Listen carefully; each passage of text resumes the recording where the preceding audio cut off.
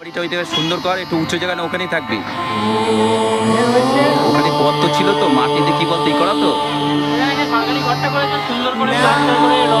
থাকুক, কিন্তু বাড়িতে বেশ শক্ত মাটির মধ্যে করিস।